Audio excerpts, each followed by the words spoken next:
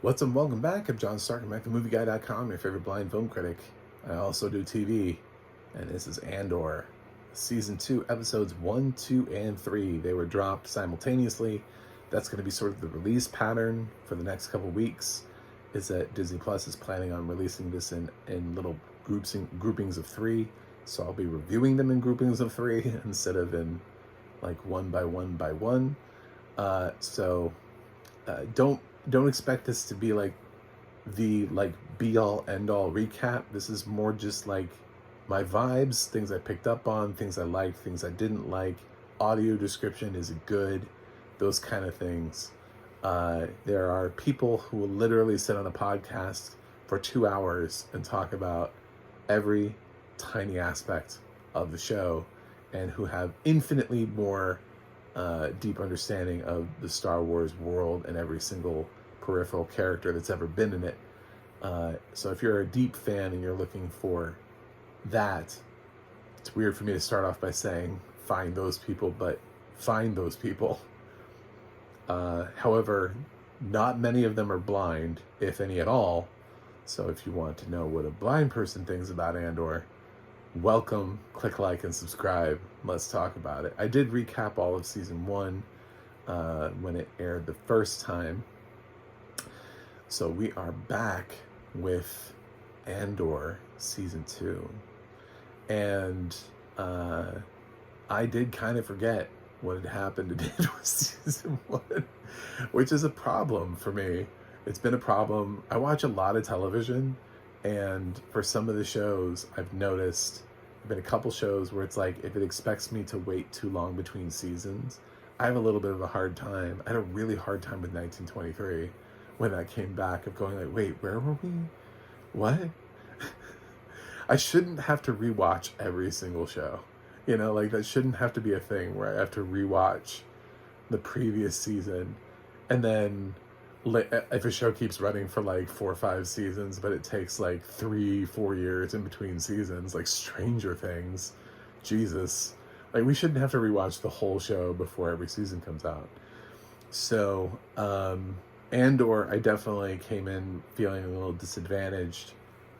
Some things reminded me as characters move along, and they reference certain things, and I like it came back. Not all of it, but like some of it came back to me, and I remember sort of what I liked about Andor to begin with. Not my favorite Star Wars show. Sorry, I'm still a Mandalorian fan. Sorry to give that one up, but that is still my favorite Star Wars TV show of the shows. But what I like about Andor is that it's doing something completely different. Tony Gilroy has crafted a show that feels like it's far more adult in nature, and that it's dealing more with sort of espionage and politics a little bit more than it is dealing with the Force and Jedi and sort of all the cool tricks of the trade that Star Wars shows typically deal with. This feels more like it's navigating the beginning of a rebellion against the Empire, and people having to do like backdoor dealings, and pretending to be somebody they're not, putting on a smile to have a conversation with somebody they don't like, those kind of things. It's very it's highly nuanced in a way that some of the Star Wars shows and movies are they're just not capable of doing. A lot of the movies are concerned with, only having a limited runtime and wanting to use that big screen to captivate you with a lot of, exciting action sequences. Whereas some of the other Star Wars shows, they also want to captivate you. Arguably, The Mandalorian is a little bit more of an adventure series, and it wanted to give you that feeling of a Star Wars movie, but in TV format. So it being the sort of the first one out of the gate, they wanted to do that a little bit more.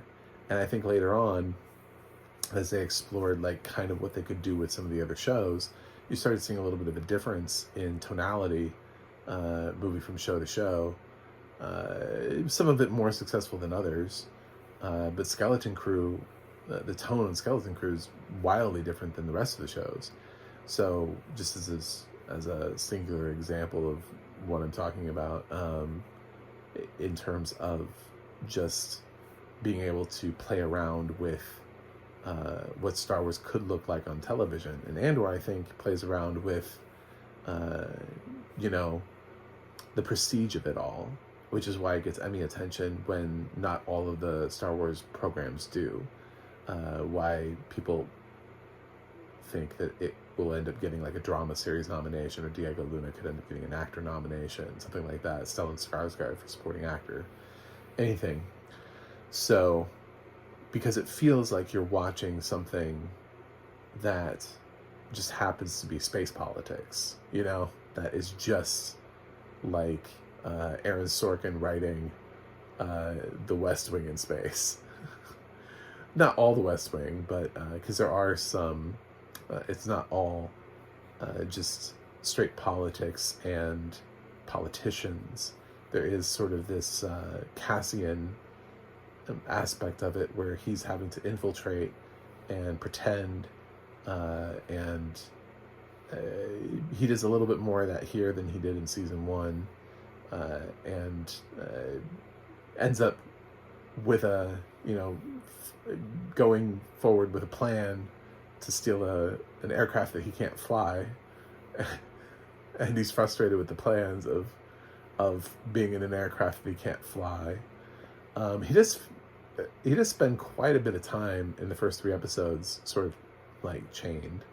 I thought the sequence was sort of interesting that got him there, but after a while you're like, this is the lead of the show, this is the final season of Andor. How long is he going to be here? It does allow for the supporting cast to be fleshed out, and we do lose some meaningful characters along the way. I know his name is not Brazos. I obviously watched way too much Only Murders in the Building, but that's the name that comes to mind.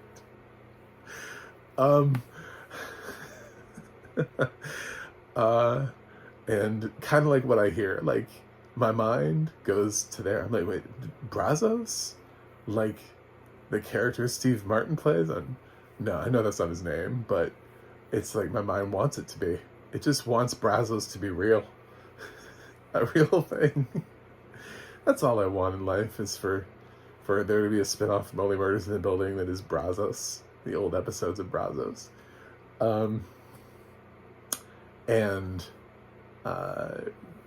You know, I've seen some other reactions already, because obviously I did this a little bit later. Some people crammed all these episodes when they dropped. I spread them out. I don't like binging, so I watched like one a day just until I got to the point where I'm here to talk about it. So probably going to be that way next week too. I think when you get to sit on a cliffhanger, I think that's more meaningful. I just do. I know there are people who are willing to binge watch the whole series, but then you're not getting to feel the cliffhanger. You're not getting to feel that, like, oh, what's going to happen next? Oh man, I have to wait. And then you get to wait. You get to feel the wait too. The desire to press that play button. That you could do it, but you're forcing yourself not to. And sometimes it's really strong with certain episodes and certain TV series. Other times it's not. Other times there's just like, well, whatever, the next episode will come when it comes, I don't know. But sometimes there's a cliffhanger and you're like, oh God, I wish I could just and at least giving yourself a day, it's really rewarding. Unfortunately, as content creators, we're almost so concerned with pushing out content that we don't ever allow ourselves to truly feel what the creators actually intended, which was for us to feel that cliffhanger. And Disney Plus isn't really doing it any favors ever by letting us feel a cliffhanger. They're just sort of like 3 episodes a week until the series over.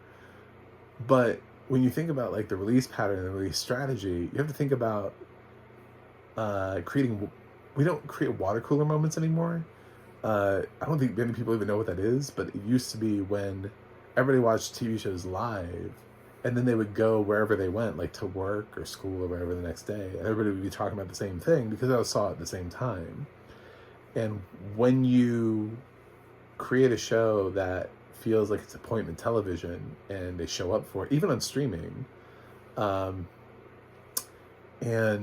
it's one of the reasons why some of the hit shows now are breaking their seasons up into part one and part two. Like, then they just announced a new Wednesday season is going to be part one and part two, so people can get caught up on part one of season one and then talk about it and then get into part two, instead of having somebody who blows through the whole thing in one day.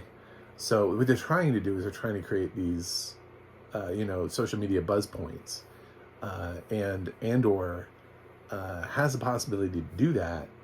But if you're just thinking about it in blockchains of 3 episodes a week, and you're not really putting a thought into that release strategy, basically feels like you're burning off the episodes. It feels like Disney Plus is trying to get rid of Andor instead of supporting it as a creative entity.